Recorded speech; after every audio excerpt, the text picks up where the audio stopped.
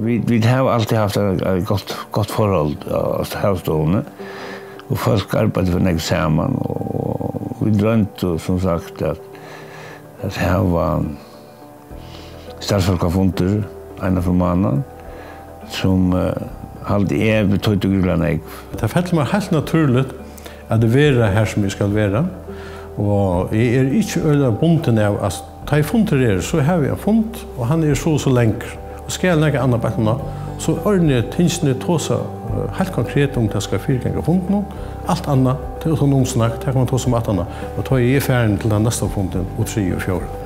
Ett stadsfolk var formad till den ena funden och ett annat stadsfolk var skrivare. Själv är som stjärre slapp bara fram att säga hur ekonomin var och det var några mycket politiker. Annars var det en forskare. Det gör det en också fri atmosfär som jag hade folk som dom till väl. Till att kunna säga sina mening utan att jag sätter upp i högspolten och säger nu ska du säga ett land.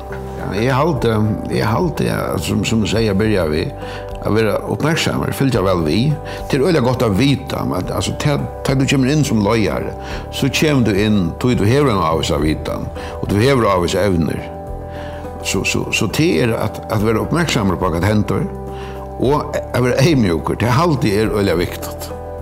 Inte gänga runt och lägga som långa order ut. Tacka det roligt och sätta tingene upp på plats på en rojelig och ödmjuka mat. Det är fantastiskt hvis man bor det. Alltid. Men damer arbetar, men damer får nekvaskafter på en eneste dag. Så jag får glädje til arbeids på en eneste morgen og vågne er også spennende og som dagen her bjør. Og jeg halte det bare opp som en sjåvan, hva vil man? Og et annet som jeg halte i øyelig sånn tøytning for en løyere, det er at han hever familiene fremst. Det er øyelig moderne visualrealisering og man hører om folk som klarer seg vel og tar nekk framme, og er jo også nok framme. Men det er områdende at det ikke er så løs at man brenner bare ut på en tøy, til at man skal realisere seg selv. Vi vet nekk dømer om løyere og familier som færre tøyninger til at en parter bruker alle sånne tøy på det som man jo stender i.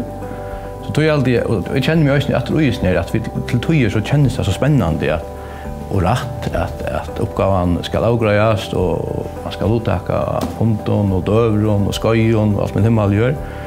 At det personlige grunnlaget må være minne vi til undanøynene. Og ta nytte grøyte vi øtlen hin. Altså det personlige tror vi det stendig ta oss nivået. Så tog man være bevisst om hva det er for plattformer man stender. Evner til å løye er vi for. Det ser man også av en stor arbeidsplass. Du ser at du kan ha fantastiske gode arbeidsfolk, men det skulle ikke være løyer. Og du kan legge deg ved å sette det som løyer. Og hinveien så ganske godt hava folk som er nekv best egnet til å være løyer. Det er ikke egnet til jag skulle göra tingene själv. Så det är inte naiv om det är vi för att det är, kan man säga, kommer ju uppdrejelsen. Det är möjligt, men det är alltid det är vi för att genetiskt och allt möjligt. Det är skickligt.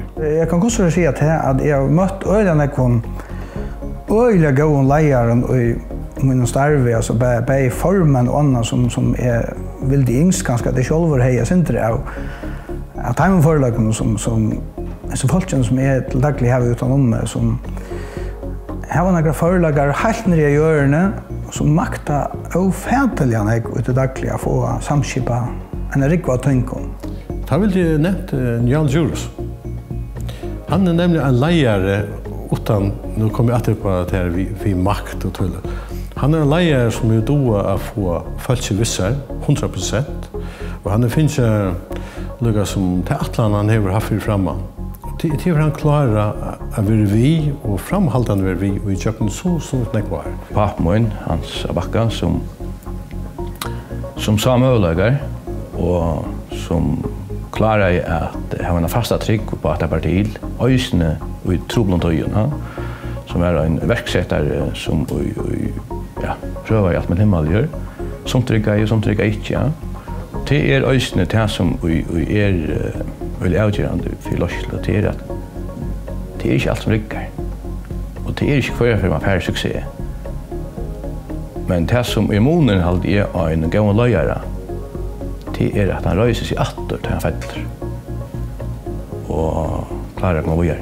Det är en fantastisk donalian och framförsan ungdom. Det är runt om alla världarna och nämna sig kunskaper och vitan och en öde hampelig ungdom som då väl att begagna sig. Och det är här framtiden ligger. Och ligger i ungdomen. Det som jag tycker är mer avbjörnelse till åken är att göra plats till det så att de släpper heimater att virka få de här avbjörngarna som de hickar efter att han har locknat läster och annat. Och det här är så bäg innanför allmänna fyrsättning och inte minst vinnlövna. Det är ganska en stor avbjörn som vi har. Att göra plats. Jag har alltid vid ha ett gott samfälle, ett gott land att bygga vid. Det största avbjörnelse också till folkavväxter. Det är folkavväxter till att jag vill att göra något vi. Det är främst och främst att hålla unga folk i för. Det gör det bästa utbildning. Så kan man snacka om politik och det forskjelliga, kommunsammanläggning och allt det här och alla äldre och ut till kommuner och så det vi är inte mer en större kommun och det är tycker vi helt säkert på att de allra flesta lojare i vinnelövnen menar det att det är fullständigt att måste vi alla till orsko som vi brukar till att snacka om att lägga kommuner samman och inte och lägga ting ut och vi höra hur så näkt det klantras om långt åren när jag börja hur snägga pengar i kemiska öst skulle ha från landet någon till att omsätta tingene fyra landet, alltså lät landet omsätta allt det som landet kan omsätta och kommuner götliga och vägar och annan. Och så hade jag att vi skulle röjna, nu får jag alltid ta in att vi var här forskare, eller fiskfröjningar, att färra väl om havtelefonation. Det är lyckligt omkom som vi är färre vid fisken och alankron. Nu fiskar vi minne vi närkande av fiska torsk och is. Vi borde vara negmar. Det är politiskt avskilt och inte. Jag hade att vi har ett gott utgångsstöd. Vi har en goda natur, vi ligger i Europa, vi har ett samhälle utan korruption, vi har en stabila politiska skipan, vi har så öliga negv som är med införingar alla möjliga sen. Vi har inte några grudge, vi har fri, vi har bäst betalande marknader tatt på oss. Vi har otroliga god utgångsstöd som ger, alltså som ger till att det inte blir ärasan hvis man är samarbord, ja. Och så är det kanske, jag har inte patentlösning på det, men så det vet det näka. Det är allt avgörande att hvis du tar som kommun där, att vi har trivnader sätter i kassaten, tryggleise, och att folk har arbete och goda bostäder. Det är allt avgöra och jag som vanligt. Det var en avgörande. Men folk växer, han må och skall till hvis vi skulle klara att veta alla de tjänster som vi skulle veta och att lösa. Jag hade det ofta för sena att reagera på kringomståndare, att det här bröjtar så mycket. Så köra vi för långt åren vid bröjta kos. Men alldeles alltid är att akkurat nu alltid att det är nog så spännande ting som är och vi hämtar att vi därför vi har suttit ett upp ta blottnar upp i syndro i hur vi som samhälle huxa. Vi blåa mer fröjlent och vi ger vissa mer tålsam vi blåa rumligare samhälle.